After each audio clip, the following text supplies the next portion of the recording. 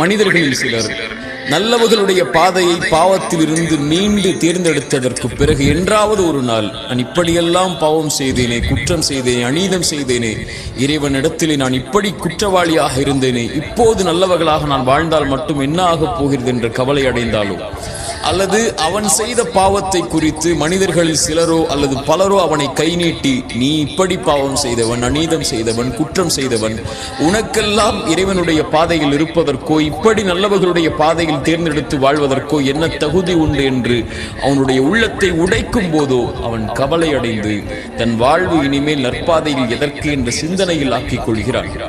இறை நம்பிக்கை கொண்டவன் கடந்த காலத்தில் செய்த பாவத்திலிருந்து மீண்டதற்கு பிறகு ஒருபோதும் அவளை அதை குறித்து கவலை அடைய வேண்டிய அவசியமில்லை. இறைமறை சொல்லுகிறது, வல்லதீன இதா ஃபஅலு ஃபாஹிஷதன் அவ் ظلموا انفسهم ذكروا الله.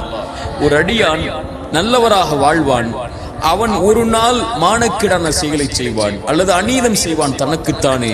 அப்படி ஒரு கால் பாவம் செய்தாலும் கூட அவன் இறைவனை நினைவு கூறுவான். அந்த பாவத்திற்கு பிறகு தன்னை மீட்டெடுத்து நல்ல பாதையில் அமைத்துக் கொள்ள வேண்டும் என்ற அந்த பாவத்தில் இருந்து படிப்பினை பெற்று வாழ ஆரம்பிப்பான்.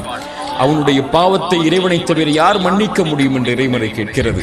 மேலும் சொல்லுகிறது, அவன் யார் தெரியுமா? வலம் யுஸிர்ரு அலா மா ஃபஅலு வஹும் யஅலமூன். பாவத்தில் இருந்து ஒருவன் மீள்கிறான் என்றால் அவன் முதலிலே மனதிலே உறுதி கொள்வான், அந்த பாவம் பாவம் என்று, இனிமேல் அந்த பாவத்தின் பக்கம் நெருங்க மாட்டேன் என்று ஒருபோதும் அறிந்த நிலையில் அதே பாவத்தை மீண்டும் அவன் தொடர மாட்டான்.